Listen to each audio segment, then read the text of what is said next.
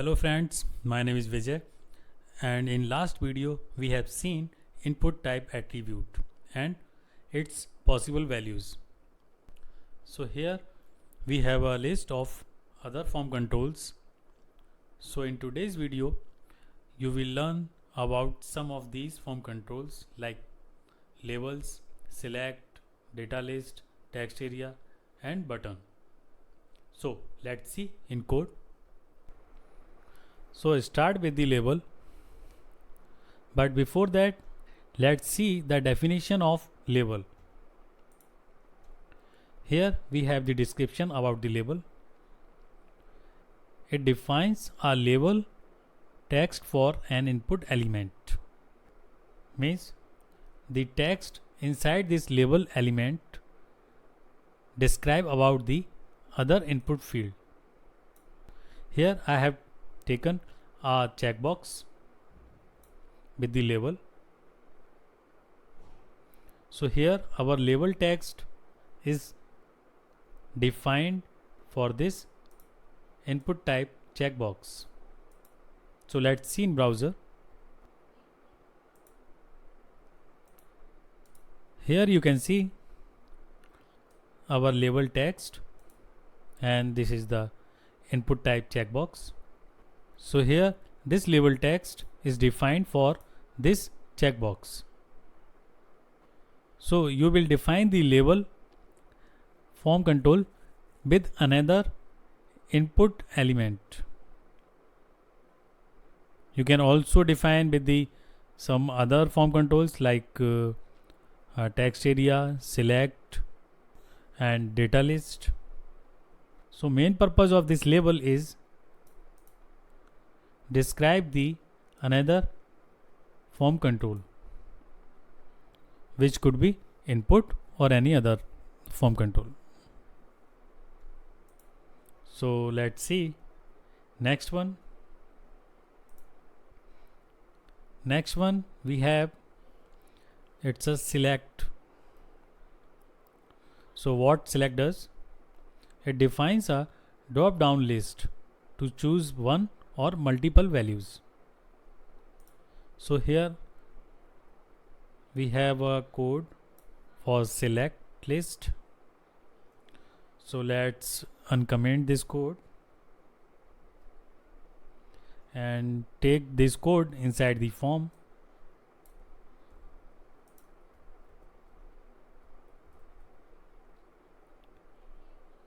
So this is our select tag, it's the opening tag and this is closing tag.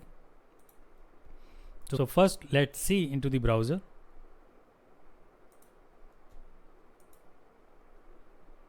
Here we have our select list. This list showing some items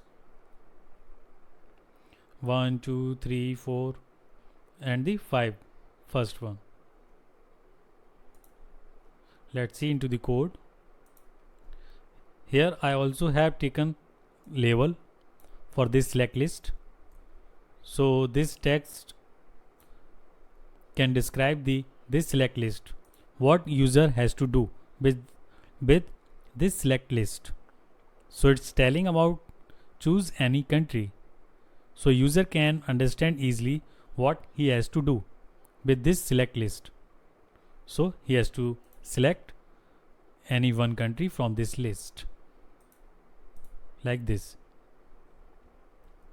So in the select list the items are defined by the options and you can take the any number of options in the list, and you can also select some multiple options from the list. Right now I can select only one value from this select list. If I have to select multiple options from this list, then I have to add one more attribute inside the select tag. It's multiple. So multiple attribute give the permission to select tag to choose the multiple option from this list. So let's see how. Here we have a list. So you can select the multiple items by using the control button on the keyboard, then select multiple option.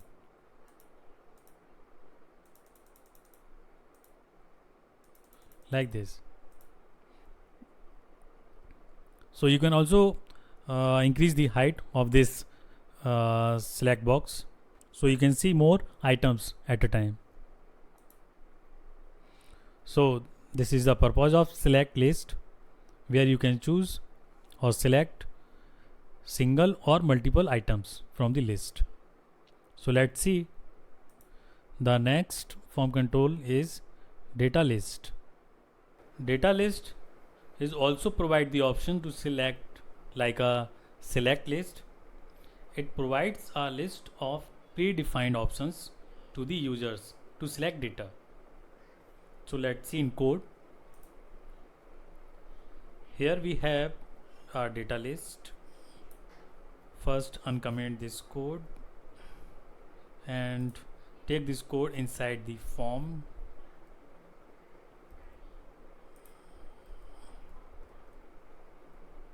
So here you can see our data list, opening tag and closing tag. Inside this also we have defined the items with the option tag. So let's see first into the browser.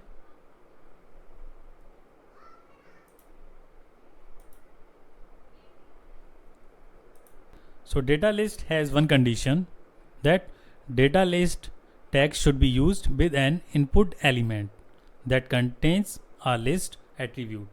So here you can see this is our input field. When you click on this input field, then our data list has come. So let's see into the code. So here you can see the value of list attribute is mapped with the data list ID. Both value should be equal if you want to show data list options for the input field. So here we have binded this data list with this input field. So when you will click on this input field, this data list will be open to select the option. As we can see here, this is our input field. When I click on this input field, the data list has been opened because this data list has been binded, or you can say this is mapped with this input field. So this is the only condition. You have to use data list with an input field. So let's see next form control. Next is text area. The HTML text area tag is used to define a multi-line text in input field. As we have seen the input type text, we can enter the single line text into the input field.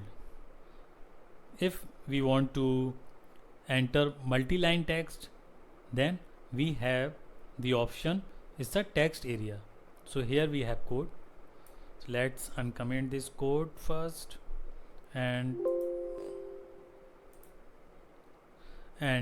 take this code inside the form. So first let's see this text area into the browser. Here our text area has been come, and you can enter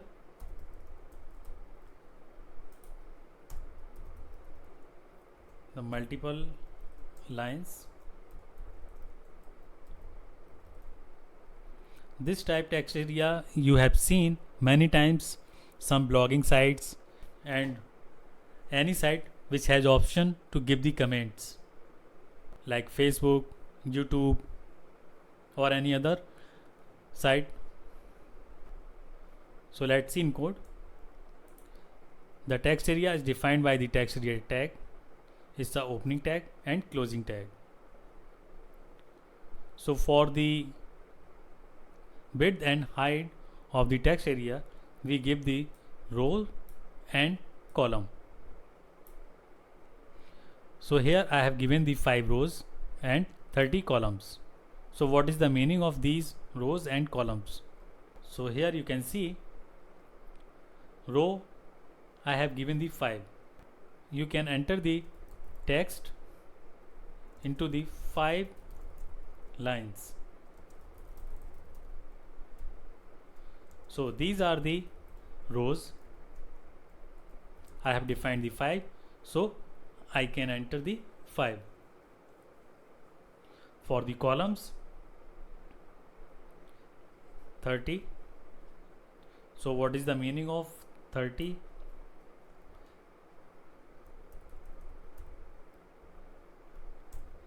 Here you can see I have typed the B alphabet 30 times. Means you can enter the 30 character in a single row. So these are the columns. Vertically you can see like this. So you can enter 30 characters. So by this property we have given the width and height of text area, and rather than you have another option to give the width and height for this text area, you can apply the styling. So you can remove this and you can give the style attribute, and you can give the width and height.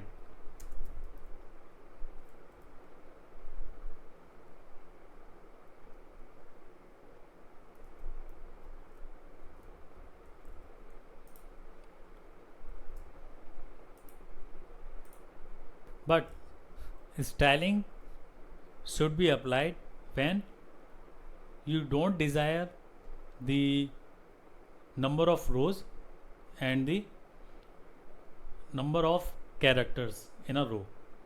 If your form requirement is depend on the number of rows and number of characters in a row, then you should use the row and column with the text area. So let's see the next form control. Next form control is button. A button tag is used to create a clickable button within HTML form on your web page.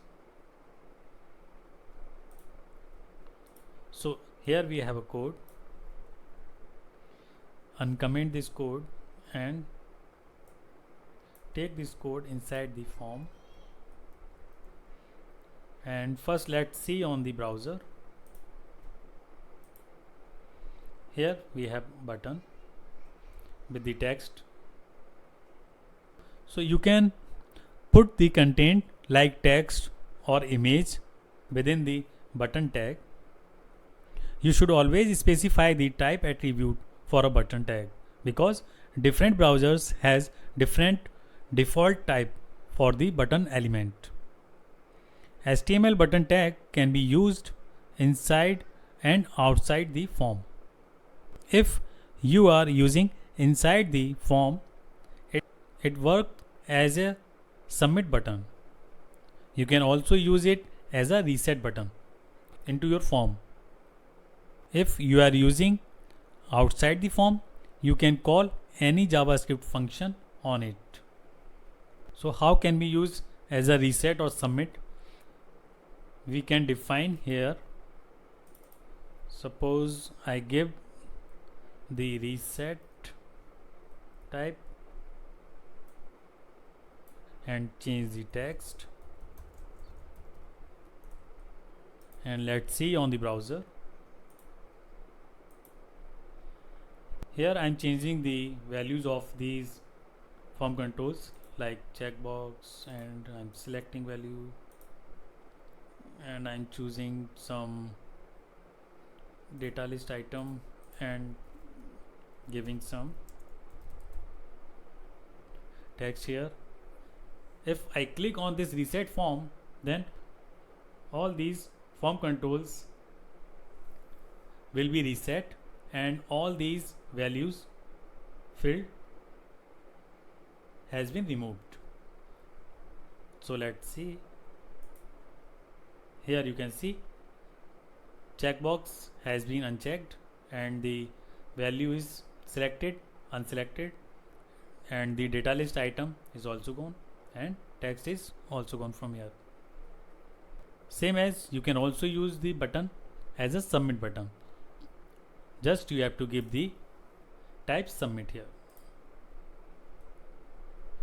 So friends, you have seen all these 5 form controls, how we can use.